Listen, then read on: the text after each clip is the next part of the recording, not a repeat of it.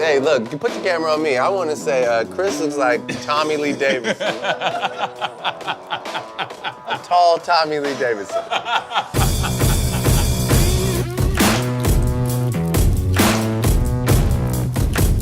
Man, I want to start with these guys.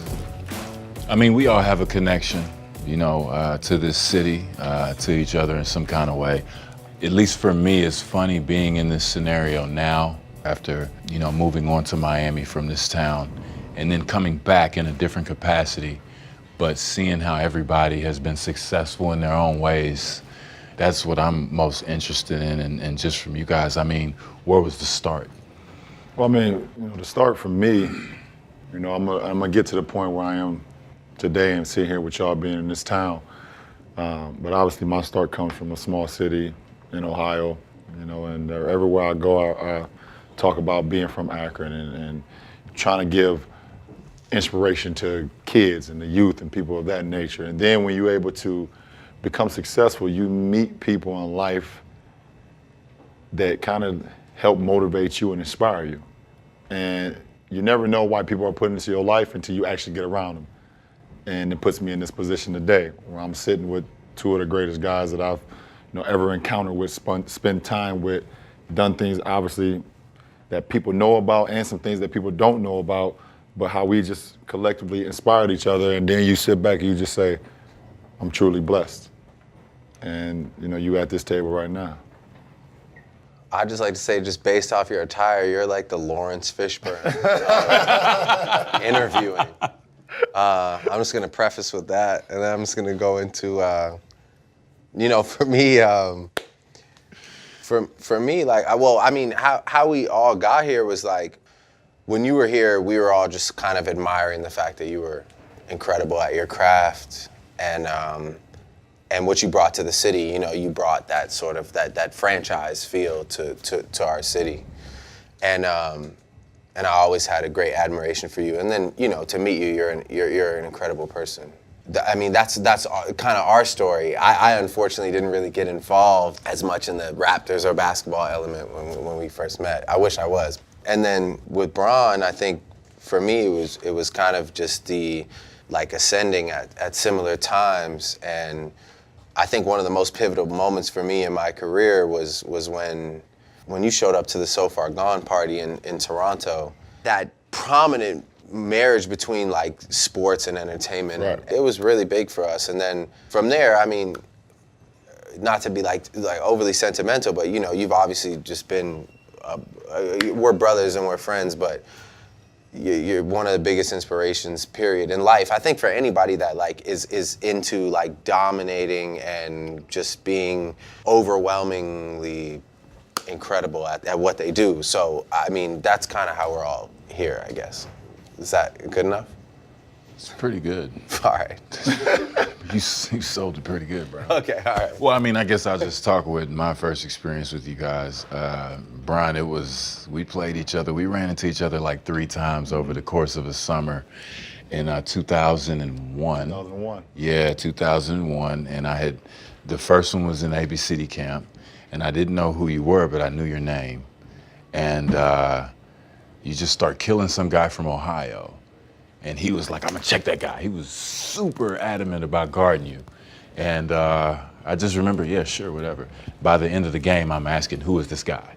And somebody said, oh, that's LeBron James. And, it kind of started off from there. We played AAU against each other a couple times. And I mean, right off the bat, you kind of know the face that you're gonna see for a long time. And for me, I was just trying to aspire to be like we all were, right, and attaining that top level.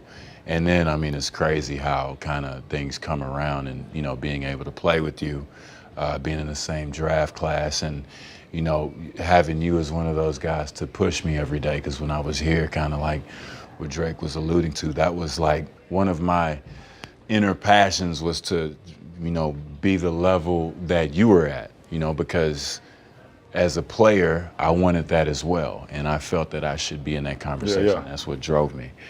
And Drake is funny, bro.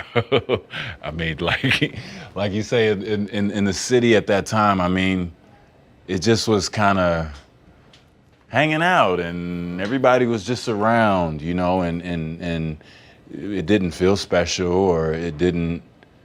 I mean, we were just happy to be hanging out. I know I was. I mean, for me, it was just nice to be able to do other things, to go to parties, to hear records, or to hear people doing their thing, to get away from basketball, you know. And at the time, yeah, it seemed so unattainable, especially for a Canadian artist. Not that you're a Canadian artist, you know. No, 100%. But, you know, it kind of was a negative connotation at the time, Yeah, you know, and it's kind of a thing that puts you in a box, and it's so crazy just to see you do so many great things. Do you remember how, you know, each step that you made on the way, or is it kind of just some blur that you just blink and then you're here? It's been a journey, you know, and it's been incredible to do it this way. I guess the further we get, the more you forget the early stages. Even when you talk about just being like, you were not from here, but you were a Canadian basketball player, right? Yeah. You know, so it's tough to feel big. It's tough to feel. There was a time where it was really tough to feel like we could ever transcend that, so like that actual literal border. It was tough to get over that border. Now I think we've developed like a whole new monster over the years. I think we probably have some of the most passionate, prideful fans. You know, we have a city that is so proud, and we have like a bunch of people that are, you know, beyond diehard for not only basketball, but just for like everything that the city stands for. For sure, Toronto is one of the only place that no matter where I go in the world, I meet somebody from Toronto. Yeah. Everywhere I go. And they'll always Doesn't tell matter. you that they're It's crazy. from there, and Yeah. they'll always draw the parallel, like, oh, I'm from Toronto, and they'll look at you like, recognize me, because we share that bond in life.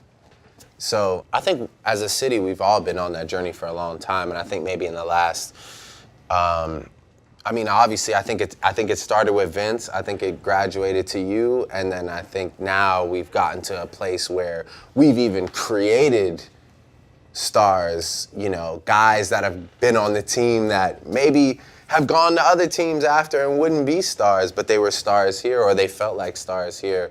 I think that now we've gotten to a point where if we were to ever get at this stage in basketball, that thing, that thing, you know what I'm saying?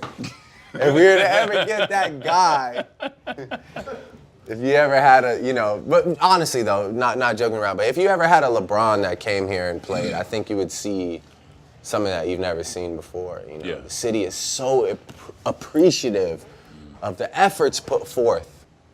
So it is a special place in that regard. I think that people come here, and you definitely, I know it's the winter and the taxes and all that stuff, but I think the love you gotta feel. Sure. And that's one of the things I definitely felt. And it's funny because seeing me, being able to play with a guy like Vince Carter, because that's what we're here for. What did Vince Carter mean to you as a basketball player? Yeah. Because I know, like, for me, Vince Sanity, half man, half amazing. Half We can man, keep half amazing. going all Yep. day. But, like, what was it about Vince Carter that kind of, inspired you as a basketball player? So, I mean, I've been watching Vince since he was in high school, even as a young kid, and, watched him in the McDonald's game. Obviously, I followed him. I mean, I wanted to go to North Carolina at the time, so him going to Carolina, it was like, okay, watching Ed Cota throwing the lobs to him with him and Antoine Jamison and all those guys on that team. So when you're watching Vince, you are understanding this guy is bigger than North Carolina. He's the guy in a college game that gets about 12 to 14 points, but he has no business out here on this court. Yeah, for sure. He's out here, this is just straight up, he's just straight for the conditioning. And when he gets to the next level, whoever gets him is gonna be special. So, for me, and for all of us, it's something about basketball when a guy can literally when you really look at him and you think he's flying. You're like, what the fuck? How did he just do that? And Vince was that guy. Vince was that guy where you like, if he get one dribble inside that three-point line, you better move. Even in college, right? Even in college, you better move or you're gonna be on the poster. And for a kid like myself who started to find his way with some athleticism, you looked at Vince like, damn, I ain't gonna be able to get to that point, but if I can get half or 3/4 of it, you know, then I'm doing something right. So, and I didn't even know the passion of Canada or Toronto at the time. I had no idea. I just knew that what he was doing was something that the game really, we seen Mike fly, we seen Doc fly, and Dominique, we seen him, you know, fly. We seen Clyde Drexler fly. But Vince took it to another level when you talk about flying. Yeah. We hadn't seen nothing like that. For sure. And like, I mean, you know, I guess for you, Drake, being able to see a guy like that flying and being able to inspire a whole generation, how did that feel being a kid in the city, you know, trying to inspire what you're trying to inspire, but being able to see a guy with Toronto across his chest mean this for basketball? For me, I mean, I didn't play ball, so, you know, to hear Bron talk about sort of the technicalities of it is amazing, you know, like to hear the actual admiration for the craft. I mean, we all watched greatness, right? So it's, you know, when you get to witness that, it's pretty evident. But for me, it was different, man. For me, it was a time, you know, it was a time marker.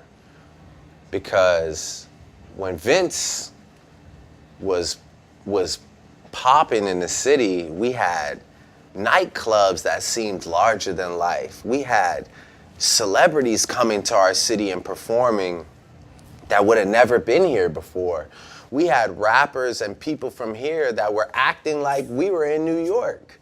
You know, people were driving different cars and starting businesses, and, you know, he created a culture for us that we had only seen on television. So what about that made you guys feel that way? You know what I'm saying? Just because we had somebody and Yeah. people were gravitating to us, you know? So everybody was like, oh, you're paying attention to that? Well, look, I got, you know, everybody kind of got like charged off his energy, off his excitement.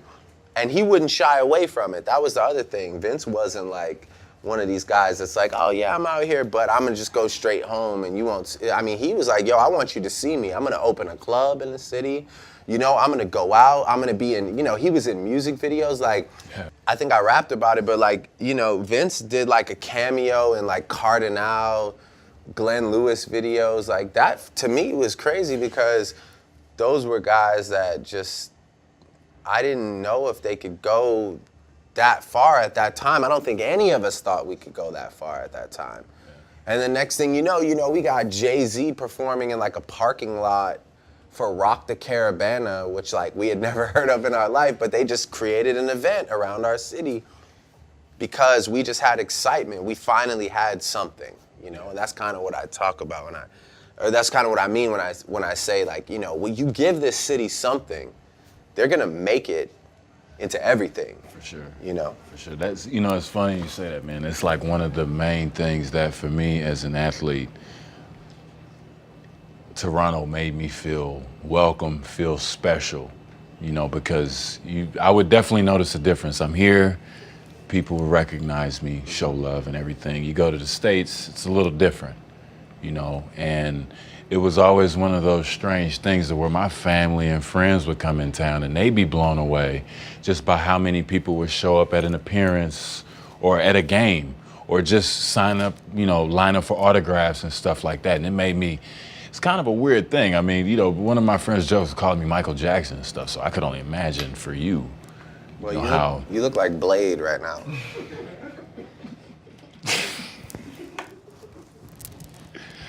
You know what, I like where this is going. I was ready for this. I was hoping this would happen. You remember when Eddie Murphy used to do the vampire movie? Vampire in Brooklyn. You look like Toronto. Vampire in Brooklyn right now. You don't like my? No, I love it. What is it? It's Which the part double is B. it? It's the double B's. With Double the, B's. That's what I'm going for, though. the knee length. Yeah, I'm going for the. You know, we taking blood. I love it. I'm trying to put out there. Is it working? It's working. Awesome. Yeah, you're a legend. Big time. And I like the, the one chain, small medallion. Set 'em. Very Marvin Gaye. Yeah, thank you. Turtleneck. Thank you. super dope. Yeah.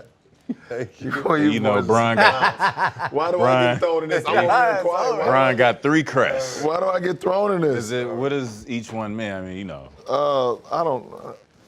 Toronto, couldn't just Ontario. be one in the center. It couldn't be one Canada. big one. It couldn't like 3 crests is the Carter effect. perfect segue. Yeah. So we're doing, you guys are doing this film about this moment in time, about this guy. How is it to be able to, one, have the means and have the vision to creatively put together something like what we're about to see? Because for one, I mean, me as an athlete and as a black man, to let's be honest, Toronto International Film Festival doesn't have a lot of color in it.